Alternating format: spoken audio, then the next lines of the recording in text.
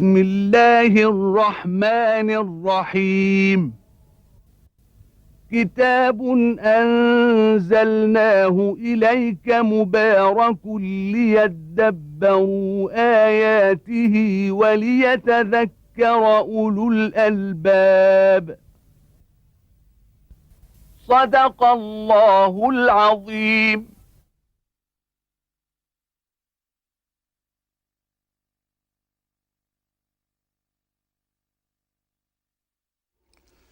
الحمد لله رب العالمين، والصلاة والسلام على المبعوث رحمة للعالمين سيدنا ونبينا محمد وعلى آله وأصحابه ومن اهتدى بهداه وعمل بسنته إلى يوم الدين. وبعد، فيقول الله تبارك وتعالى: أفتمارونه على ما يرى ولقد رآه نزلة أخرى عند سدرة المنتهى عندها جنة المأوى إذ يغشى السدرة ما يغشى ما زاغ البصر وما طغى لقد رأى من آيات ربه الكبرى أفرأيتم اللات والعزى ومناة الثالثة الأخرى ألكم الذكر وله الأنثى تلك إذا قسمة ضيزى إن هي إلا أسماء سميتموها أنتم وآباؤكم ما أنزل الله بها من سلطان إن يتبعون إلا الظن وما تهوى الأنفس ولقد جاءهم من ربهم الهدى أم للإنسان ما تمنى فلله الآخرة والأولى وكم من ملك في السماوات لا تغني شفاعتهم شيئا إلا من بعد أن يأذن الله لمن يشاء ويرضى. سورة النجم سورة مكية، بدأها الله تبارك وتعالى بالقسم بالنجم، قال: والنجم إذا هوى. وهوي النجم هو سقوطه عند الغروب، وهو يسقط عند الغروب لكن في مسار قد قدره الله تبارك وتعالى وأحكمه، فلا يهوي ضائعا وإنما يهوي في مسار محكم من الله تبارك وتعالى. يقسم الله تبارك وتعالى بالنجم في هذه الصورة، قال جل وعلا: ما ضل صاحبكم نبينا محمد صلوات الله وسلم وما غوى. ونسبه هنا إلى هؤلاء المكذبين أنه صاحبهم لأنه قد صحبوه وعلموه وعرفوا مدخله ومخرجه صلوات الله وسلم، ابن من وكيف كانت سيرته، وقد لقبوه بالصادق الأمين قبل أن ينزل الله تبارك وتعالى عليه هذا الوحي، فهم يعلمونه. فما ضل وما غوى كما ادعوا فيه هذا بعد أن أنزل الله تبارك وتعالى إليه هذا الوحي العظيم منه سبحانه وتعالى. وما ينطق عن الهوى، ما لهذا النبي هوى ينطق به كما هو حال أهل الغواية، أنه ينطق عن هوى، ما يحبه وما يشتهيه وما هواه يقوله. لا، النبي صلوات الله وسلامه عليه كان صادقا أمينا صلوات الله وسلم، لا ينطق عن هواه قط. ثم أخبر سبحانه وتعالى أن الذي أنزله الله تبارك وتعالى وحي، إن هو إلا وحي يوحى علمه شديد القوى جبريل ذو مرة قوة فاستوى وهو بالأفق الأعلى. رآه النبي صلى الله عليه وسلم على صورته في مكة، ثم دنا فتدلى فكان قاب قوسين أي من النبي أو أدنى، فأوحى أي الله تبارك وتعالى إلى عبده محمد ما أوحى. ما كذب الفؤاد ما رأى، ما كذب فؤاد النبي صلى الله عليه وسلم ما رآه، فإن القرآن ينطبع في قلبه عندما نزل به الروح الأمين على قلبك لتكون من المنذرين بلسان عربي مبين. أفتمارونه على ما يرى؟ سؤال للتعجيب من هؤلاء ولتبكيتهم. كيف تمارون النبي فيما رآه رأي العين؟ ولقد رآه أي جبريل، رأى النبي جبريل نزلة أخرى مرة ثانية عند سدرة المنتهى في السماء عندما عرج به إليه ليخاطب الله تبارك وتعالى ويناجي ربه سبحانه وتعالى ويسمع كلام الرب جل وعلا، ويريه الله تبارك وتعالى من آياته رأي العين. ولقد رآه نزلة أخرى جبريل عند سدرة المنتهى، آخر مكان ينتهي إليه موقف جبريل عندها عند سدرة المنتهى جنة المأوى، نسأل الله عز وجل أن نكون من أهلها. إذ يغشى السدرة ما يغشى ما زاغ البصر وما طغى. قال النبي صلى الله عليه وسلم غشيها ألوان ما أدري ما هي. يقول لا يستطيع أحد من الخلق أن يصفها من جمالها وحسنها. عندها جنة المأوى إذ يغشى السدرة ما يغشى ما زاغ البصر، بصر النبي وما طغى، لقد رأى من آيات ربه الكبرى. فهذا حال النبي صلى الله عليه وسلم فيما رآه وطبع الله تبارك وتعالى في قلبه من هذا الوحي. ثم جاء الله تبارك وتعالى إلى يخاطبهم فيما يعبدونه وما قدموه وما أخذوه لأنفسهم وتركوا الوحي النازل من السماء على هذا النبي الأمين صلوات الله والسلام عليه، الذي رأى آيات ربه الكبرى في السماء والأرض.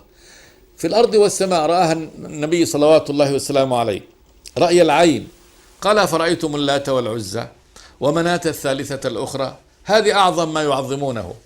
اللات صنم في الطائف لأهل ثقيف، والعزى صنم كذلك كانت تعظمه قريش وثقيف في نخلة شجرة كانت تعظمها وقد بنت عندها، وهذه التي حطمها أمر النبي صلى الله عليه وسلم يعني خالد بن الوليد أن يذهب إليها، فذهب إليها وحرقها ووجد عندها في هذه الشجرة قيل أنه رأى جنية خرجت ناشرة شعرها فضربها فقتله. أفرأيتم اللات والعزى ومناة الثالثة الأخرى. مناة هذا صنم لخزاعة وللأوس والخزرج، كانت بقديد أو قديد على ساحل البحر بين مكة والمدينة. ثم قال لهم الله ألكم الذكر وله الأنثى. هذه قسم، هذا اعتقادهم يعني الضال السخيف في الله تبارك وتعالى أن الله قد خلق الملائكة بنات وأنهم بناتي أو ولدن له من الجن وجعلوا بينه وبين الجنة نسبا. قال جل وعلا ولقد علمت الجنة إنهم لمحضرون. سبحان ربك عما يصفون. سبحان الله عما يصفون في وصفهم أن له زوجات أنه ولد له يعني الملائكة وأنهم كلهم إناث. فهم يحبون الذكور ويرون أن الله تبارك وتعالى آثرهم بالذكور وخص نفسه بالإناث. ولو كانت هذه القسمة على هذا النحو، قال جل وعلا يعني ألكم الذكر وله الأنثى، تلك إذا قسمة ضيزى. إذا أنتم تقسمون هكذا يعني لو كانت قسمة بين بشر وبشر وواحد يأخذ لنفسه الذكور ويعطي غيره خصيمه الإناث، تكون قسمة جائرة. فكيف تعتقدون أن الله تبارك وتعالى خص نفسه وهو الخالق للخلق كلهم سبحانه وتعالى، خص نفسه بالإناث وأعطاكم أنتم الذكور، وخص نفسه بما تكرهونه أنتم تخصونه وتقولون إن الله تبارك وتعالى قد خص نفسه وجعل نفسه الملائكة وهم إناث وهم عندكم أنتم تكرهونهم أشد الكراهية، كما قال تبارك وتعالى وإذا بشر أحدهم بالأنثى ظل وجهه مسودا، يعني ظل طول النهار مسودا وهو كظيم يتوارى من القوم من سوء ما بشر به. يعني من هذا الخبر السيء البالغ في السوء فلا يذهب إلى قومه، يتوارى من القوم من سوء ما بشر به. أيمسكه على هون؟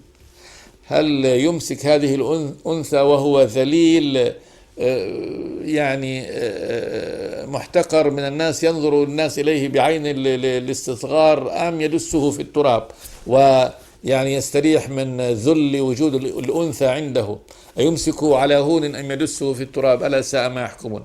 فإذا كانت هذه حالهم مع الأنثى، فكيف يجعلون لله تبارك وتعالى الأنثى وهم يعني يخصون أنفسهم ويقولون بأن الله خصهم بالذكور؟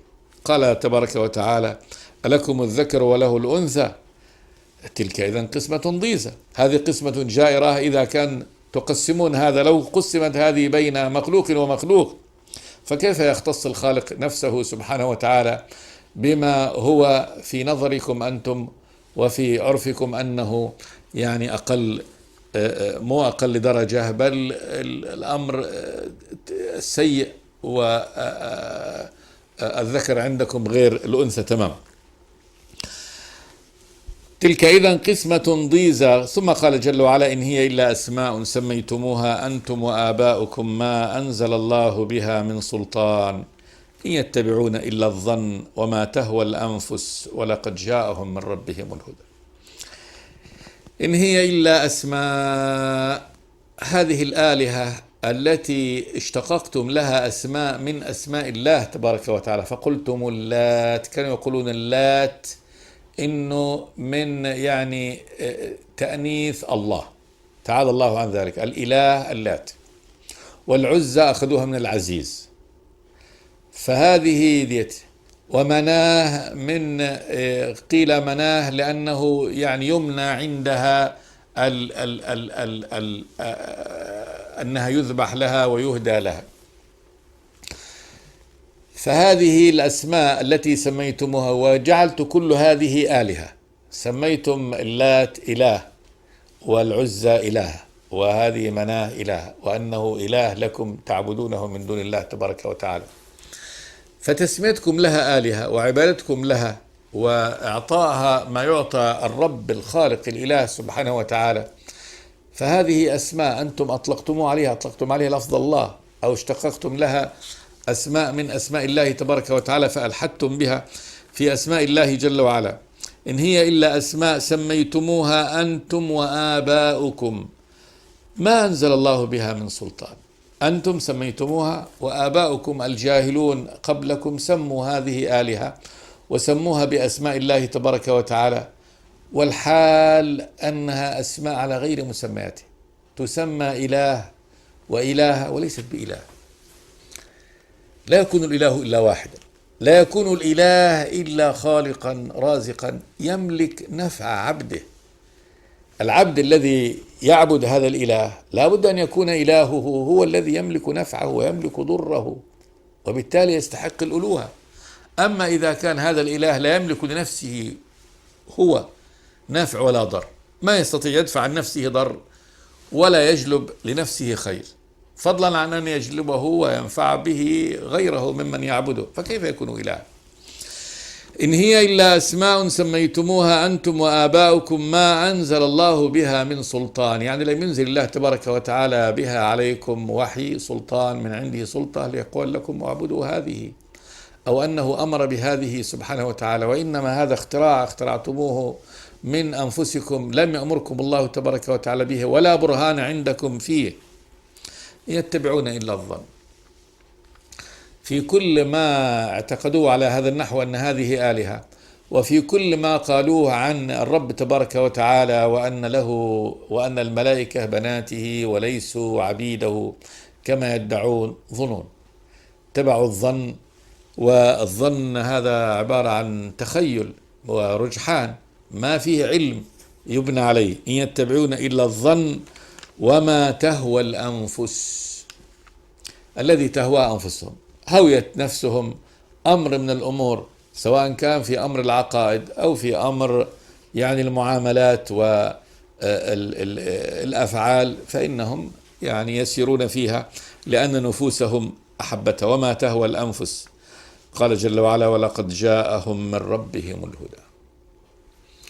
لقد جاء هؤلاء المكذبين المعاندين الذين ضلوا هذا الضلال من ربهم سبحانه وتعالى، ربهم على الحقيقة خالقهم بارئهم سبحانه وتعالى، فهذا ربهم السيد الذي لا سيد غيره سبحانه وتعالى، الهداية، لكنهم تركوا هداية الرب سبحانه وتعالى وانطلقوا يعني هذا المنطلق. ولقد جاءهم من ربهم الهدى.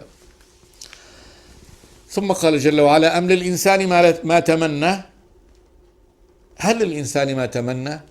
لا، ليس كل ما يتمناه الإنسان يحصل. والتمني هو يعني أن يتوقع ويرجو ويؤمل في أن يحصل له شيء من الخير أو يدفع عنه شيء من الشر. هل كل ما يتمناه الإنسان يحصل له؟ الجواب لا، ليس في كل دين، سواء كان في أمور الدنيا أو أمور الآخرة. أم للإنسان ما تمنى، والحال أنه ليس الإنسان يبلغ كل أماني، قد يبلغ بعض هذه الأماني وقد لا يبلغ، لكن من الذي عنده يعني ما يؤمله كل أحد؟ أم للإنسان ما تمنى فلله الآخرة والأولى. الله سبحانه وتعالى هو الذي له الآخرة والأولى، الذي يتمناه الإنسان في الآخرة والأولى في هذه الدنيا الآخرة، والأولى الدنيا والآخرة كلها لله تبارك وتعالى. فلله الآخرة، والآخرة بما فيها من الفوز والنجاة ودخول الجنة والنجاة من النار كلها لله تبارك وتعالى. هذا الأمر كله بيده. وكذلك الدنيا ما في نعمة من النعم إلا وهي لله تبارك وتعالى. فالله جل وعلا هو خالق يعني كل المخلوقات، والملك كله بيده سبحانه وتعالى، والعطاء عطاؤه، والمنع منعه، كل أمر في الدنيا فهو له. فإذا ما يصرفك عن الله تبارك وتعالى، والحال أنه الله هو الذي يملك الدنيا والآخرة. فيا أيها الإنسان ما يجعلك تنصرف عن الله، تنصرف عنه إلى غيره، إلى أن تعتمد على نفسك أو تطلب هذه الآلهة أو ديت. والحال أن الله تبارك وتعالى هو ملك الدنيا والآخرة سبحانه وتعالى. أم للإنسان ما تمنى فلله الآخرة الأولى. فالإنسان مهما تمنى لا يستطيع أن يصل إلى أمنياته، وإنما فيه أمور تحكمه وقواعد. فلله الآخرة والأولى. فإذا من كان يريد العاجلة فلا شك أن العاجلة والآخرة عند الله تبارك وتعالى. من كان يريد العاجلة عجلنا له فيها ما نشاء لمن نريد ثم جعلنا له جهنم يصلاها مذموما مدحورا. ومن أراد الآخرة وسعى لها سعيها وهو مؤمن فأولئك كان سعيهم مشكورا. كلا نمد هؤلاء وهؤلاء من عطاء ربك وما كان عطاء ربك محظورا. فالله تبارك وتعالى هو الذي يملك الدنيا والآخرة. من كان يريد الحياة الدنيا وزينتها نوفي إليهم أعمالهم فيها وهم فيها لا يبخسون. أولئك الذين ليس لهم في الآخرة إلا النار وحبط ما صنعوا فيها وباطل ما كانوا يعملون. وقال سبحانه وتعالى كذلك في من يتمنى الآخرة ليس بأمانيكم ولا أماني أهل الكتاب من يعمل سوءا يجز به ولا يجد له من دون الله وليا ولا نصيرا.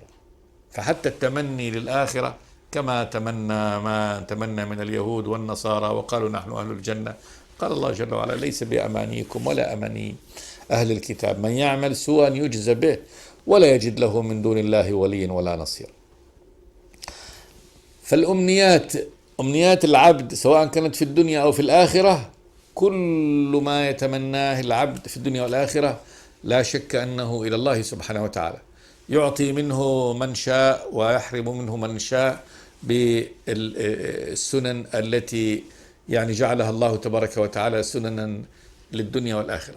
فسنته في الدنيا أنه في الدنيا يعطي الله تبارك وتعالى من شاء منها ما شاء سبحانه وتعالى. من كان يريد العاجلة عجلنا له فيها ما نشاء لمن نريد ثم جعلنا له جهنم يصلاها مذموما مدحورا. ومن أراد الآخرة وسعى لها سعيها وهو مؤمن فأولئك كان سعيهم مشكورا. كلا نمد هؤلاء وهؤلاء من عطاء ربك وما كان عطاء ربك محظورا. أم للإنسان ما تمنى فلله الآخرة والأولى. ثم قال جل وعلا وكم من ملك في السماوات لا تغني شفاعتهم شيئا إلا من بعد أن يأذن الله لمن يشاء ويرضى. كانت العرب تعبد الملائكة ويقربون لهم ما يقربون، يقولون إنهم بنات الله تعالى الله عن ذلك علوا كبيرا، ويستشفعون بهم إلى الله تبارك وتعالى. وطبعا كان همهم هو الدنيا فقط، يعني عبادتهم للملائكة ودعائهم لهم أنهم يشفعون لهم عند الله تبارك وتعالى من أجل الدنيا. فإنهم لم يكن لهم أمل في الآخرة ولا نظر لها ولا كانوا يرجونها، بل كانت حدهم الدنيا فقط، هم فقط لأنهم يعتقدون بأنه بعد الموت لا بعث ولا نشور. فكانت عباداتهم من حج من صلاة من غيرها، دعاؤهم لله تبارك وتعالى، أحيانا استشفاعهم بالملائكة، اعتقدوا من الملائكة بنات الله واستشفاعهم لهم ودعاؤهم لهم فقط لتشفع عند الله تبارك وتعالى في أن يعطيهم الله تبارك وتعالى. كان الشخص منهم يحج ويقول اللهم إني قد أتيت بيتك فعلت وفعلت، هب لي زوجة، هب لي مال، هب لي إبل، هب لي كذا. فمن الناس من يقول ربنا آتنا في الدنيا وما له في الآخرة من خلاق. فكانت استشفاعهم بالملائكة إنما استشفاع ليس للنجاة في الآخرة، وإنما استشفاع لأن يعطوا ديت. ويعبدون من دون الله ما لا يضرهم ولا ينفعهم ويقولون هؤلاء شفعاؤنا عند الله. الملائكة كانوا يستشفعون بهم إلى الله تبارك وتعالى ويقولون لله عز وجل لبيك اللهم لبيك، لبيك لا شريك لك لبيك إلا شريكا تملكه وما ملك اللي هم الملائكة. قال تبارك وتعالى وجعلوا الملائكة الذين هم عباد الرحمن إناثا، قال جل وعلا أشهدوا خلقهم ستكتب شهادتهم ويسألون.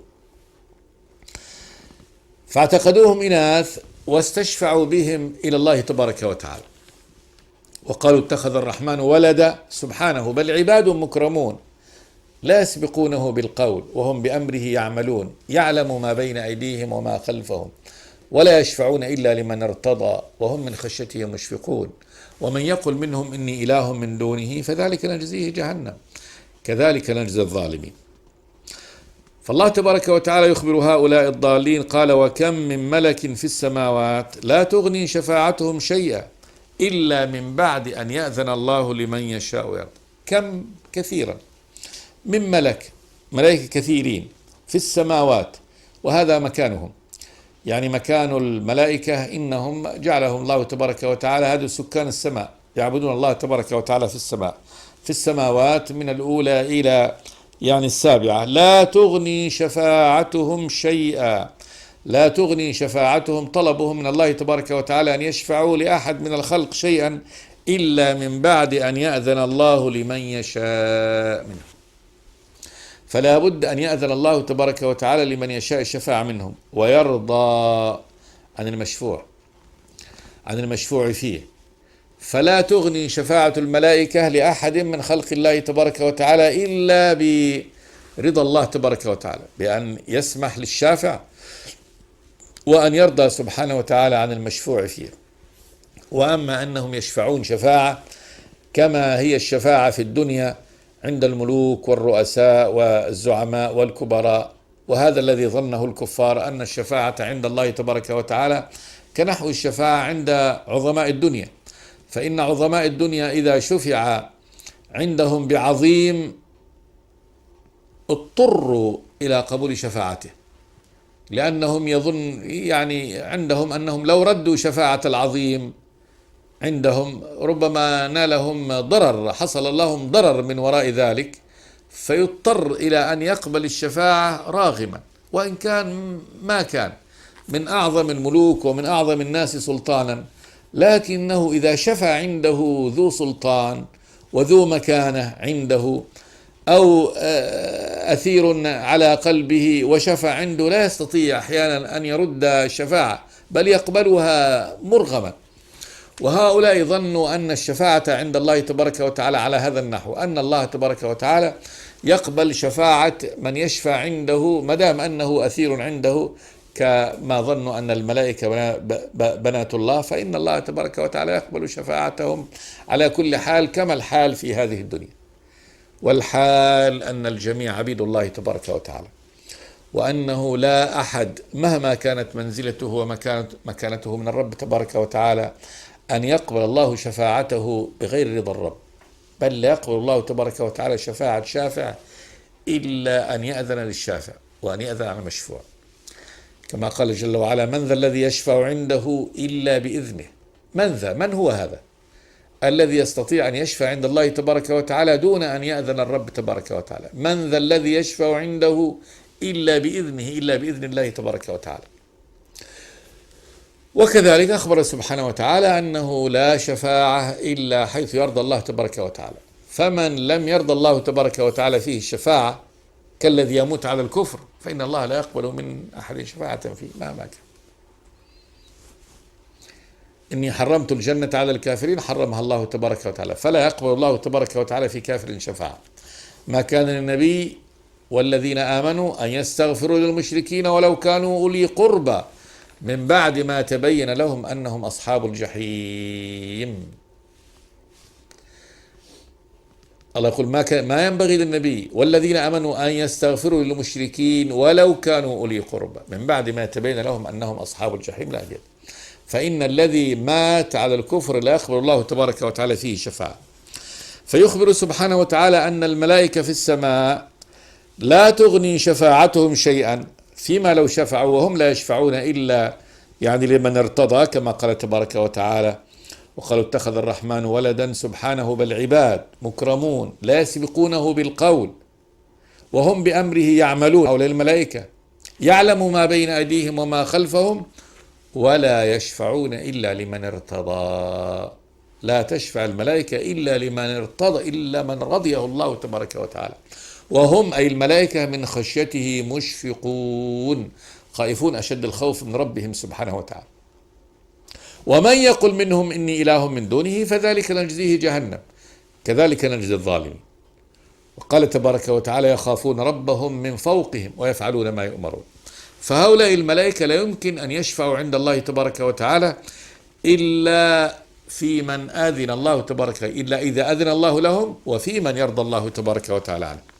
وكم من ملك في السماوات لا تغني شفاعتهم شيئا إلا من بعد أن يأذن الله أي لهم لمن يشاء أي منهم ويرضى عن المشفوع فيه. فهذا حال الملائكة، فليست شفاعتهم الشفاعة التي عند الله تبارك وتعالى كما يظنه هؤلاء الجاهلون من الشفاعة عند الله جل وعلا.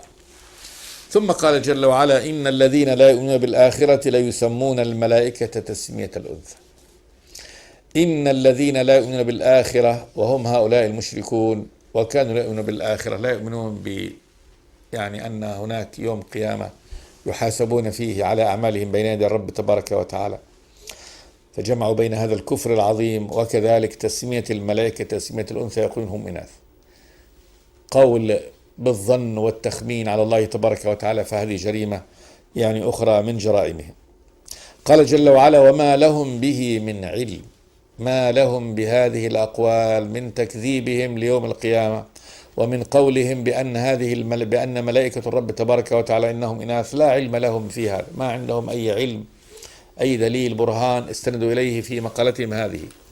إن يتبعون إلا الظن، ما يتبعون في اعتقاداتهم هذه إلا الظن، والظن رجحان، بعد الشك يجي شيء ظن، شبهة أمر يشتبه في الذهن ويبنون عليه.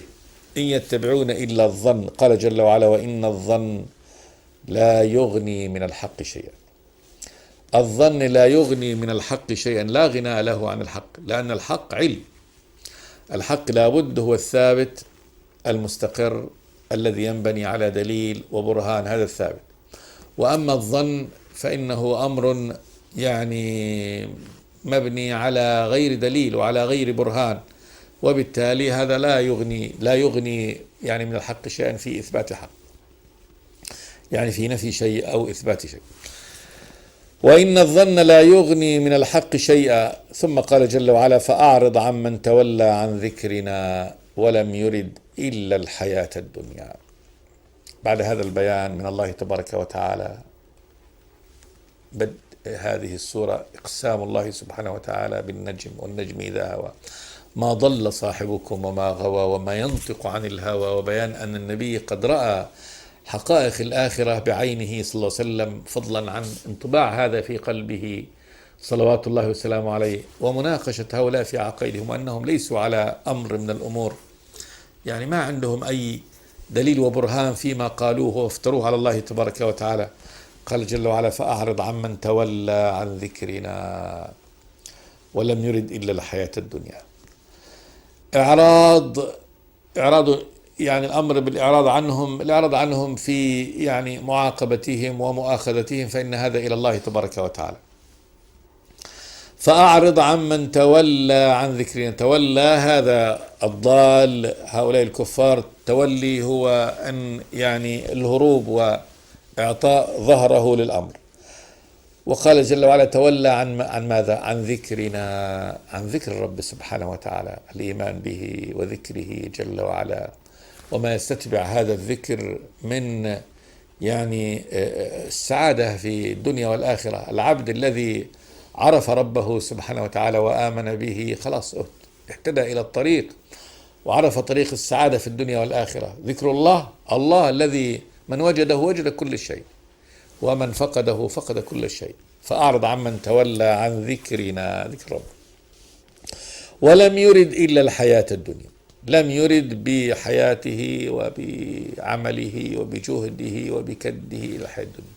فالحياة الدنيا هي نهاية، يعني نهاية المطاف عنده، هي منتهى أمله، هي مبلغ علمه، جعل كل يعني حياته للدنيا، والحال أن الدنيا قليلة وهي معبرة، وأن الحياة الحقيقية إنما هي في الآخرة. فأعرض عمن تولى عن ذكرنا ولم يرد إلا الحياة الدنيا، ذلك مبلغهم من العلم، إن ربك هو أعلم بمن ضل عن سبيله وهو أعلم بمن اهتدى. عودة إن شاء الله إلى هذه الآيات في الحلقة الآتية. استغفر الله لي ولكم. الحمد لله رب العالمين. بسم الله الرحمن الرحيم. كتاب أنزلناه إليك مبارك ليدبروا آياته وليتذكر أولو الألباب. صدق الله العظيم.